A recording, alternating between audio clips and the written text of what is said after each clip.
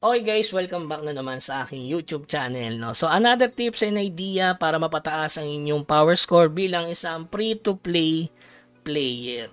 Okay, kasi may nabasa ako dito guys. Sabi nito, wala na to, pay to win siya. Sabi ni paring Raymond. Boss, yung regarding sa MMORPG, alam na ng ilan yan.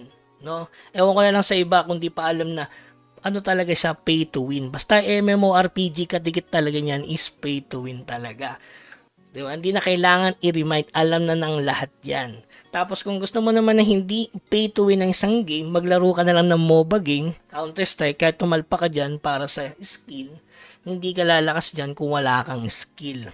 Okay? So sabi pa niya dito kasi 30k power need para makamint. Ayan tayo guys eh. Nakapokus na naman kayo sa minting. Ayaw nyo munang magpalakas. Kung free to play ka, kailangan mo munang mag-grind. Parang sa Nycross, inabot pa ako ng 500 days para mag 1k per day ngayon dahil dun sa Rabium. So, ganun katagal mga bossing, no? Kasi pwede naman pumaldo agad sa Nycross eh. Pero kailangan mo munang sobrang lakas para sooner or later, diba, makapantay ka sa nag-grind ng iba. Okay, so sa mga F2P dyan, tiyaga talaga ang kailangan. Hindi ka dapat naiinip. Pag nainip ka, talo ka. So sabi niya, level 60 pa lang daw siya, pero 16k power score. Ayan. Ba't ako 19,100 na? Kasi nga, nag-grind ako, boss. Ayan, kung free to play ka lang, minamalit mo kasi ang free to play, no? Quit na sa mga habol lang is maka-earn at walang invest. Di mo naman kailangan mag-invest eh. Time lang ang kailangan mo sa investment sa mga play to earn games. Kahit anong laruin mo, boss, hindi ka papaldo kung ganito agad yung mindset mo. So, dito na lang, magbasa na lang tayo ng comment. May sumagot dito. Oh. Kaya naman, mahina ka lang. Ayan, oh, grabe, sakto na magsalita nito. Huwag ka dito mang-discourage kung hindi mo kaya. So, meron pa isa dito, boss. Ayan. Si Doom, sabi niya, ang hirap naman, kailangan pa ng 25k power para pumaldo. Sabi niya, unahan ko na yung mga mahihina dyan. Oh, grabe oh. To, puro real talk yung sinabi dito. So, by the way, so banggitin na natin para mapapataas itong power score. Tips ko lang sa inyo guys, mag-grind kayo. Para once na nag-grind kayo, makakapulot kayo ng box dyan. So, hindi mo kailangan gumawa ng alt. Gumawa ka lang ng alt ng dalawa para mapabilis yung pagkuha nito. Pero once na nag-AFK ka, makakuha ka ng basic equipment which is magbibigay sa inyo ng epic. Katulad na nakaraan, nakukuha ulit ako ng pants. Kaya itong plus 10 ko dito guys, ito. Kung makikita nyo, ayan o. Mas malaki yung bigay na power score. Kung mapa-plus 10 ko pa to, plus 300 siya sa power score. Tama? So, yun lang kailangan mo mag-AFK para makakuha ka ng basic equipment at makachamba ka dyan. Kung mapupull epic mo pa to, syempre matic. Pangalawa, syempre yung diamond. Bibili mo tong bracelet katulad ng sinabi ko dun sa part 1 regarding sa power score. So once na nagbenta ka sa market, katulad niya, may benta ako kahit pa 10 dias lang yan, 19 dias. Kung wala ka na pupulot na magandang item, benta-benta ka lang sa market. Ayan, katulad ng Elf Guardian, nabenta siya ngayon, ayan, 820. So nagkaroon ako ng 19 diamond. So wala pa akong nakukuha maganda eh. Kaya yun lang muna, 'di ba? So bend ka lang, makapulot ka ng item, i-bend mo agad. Kung mabenta 'yon, so may additional kang diamond, ibili mo agad ng relic. Yan, tapos enchant mo agad. So ito yung karagdagan regarding dun sa power score which is dito sa monster deck. Alam ko yung iba nag-synthesis na sa inyo, no? Dapat hindi nyo muna ginawa. Kasi pwede mo siyang i-reroll. Halimbawa, meron ka nakuwang dupe. Halimbawa dito.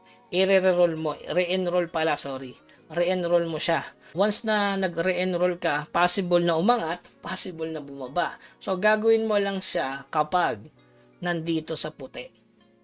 Maganda siya i-re-enroll kasi aangat yan sa green. Kung gusto mo magkulay blue, kung matapang-tapang ka. Siyempre may percentage lang yan para umangat mga bossing. So, wala kasi tayong masampulan eh. Wala tayong dupe. Hindi naman pwedeng i-re-enroll to.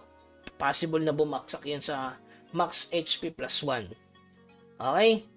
So, ayan. Re-enroll lang mga bossing. Tapos yung regarding sa clan, ito. Malaking bagay ito para tumaas yung GR. Mag-participate kayo guys. May mga nakikita ko dito na hindi nagpa-participate dito.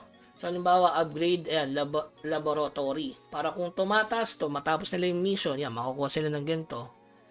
Nagkakaroon ng effect. Ayan. tumataas yung stats. Pangalawa, dito sa laboratory, lagi ko lang sinasabi, ito muna yung patasin yung mga kagid ko, no? Kasi para madagdagan tayo ng member.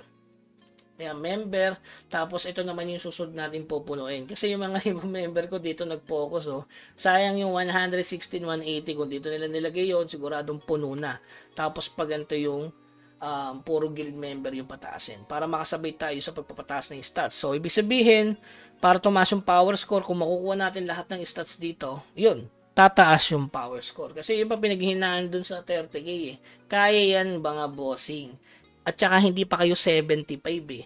Kung sinasabi nyo mabagal ng level, mahina pa kasi kayo, hindi kayo makapagpa-level sa high level. Katulad ko, hindi pa nakapagpa-level sa high level, kailangan ko pang bantayan yung character. Pero kung gusto mo nang makakuha mo na ng epic, pwede kang mag-farm dito sa dungeon. Katulad nito, kunin mo yung gloves tsaka boots. Pag nakuha mo yan, yun.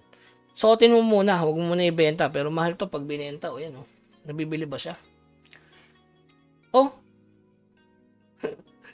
Grabe, nabili ng 10. Ay, ano to? May, ano yan? Ginamitan ng, alam niyo na, multo trading siguro. Diyan ginamit. Siguro nakapulot yung alt, pinasa. Gamit yung multo trading. So, medyo, ano yun, risky yung ginawa ni Tutoy. No? Kung makapakita mo, may sale eh, no? Ngayon lang, oh. Recent transaction ngayon lang, 820, di ba? So, yun, pag nakakuha ka ng gloves, matik, paldo, di ba? So, pwede kang makapag, magre-roll. Bumili ng relic para mas mabilis yung power score. So, unahin nyo muna to guys. Sigurado, abot kayo sa 20k, matatapos nyo to. Okay, so yun lamang guys. Keep grinding. Huwag kayong mawawalan ng pag-asa, lalo na kung F2P ka. Huwag kang panghinaan. Kasi kung panghinaan ka, talagang magiging mahina ka na lang. Yun lang para sa akin mga bossing, no? So, hindi naman lang isa ang nilalaro kong laro guys eh.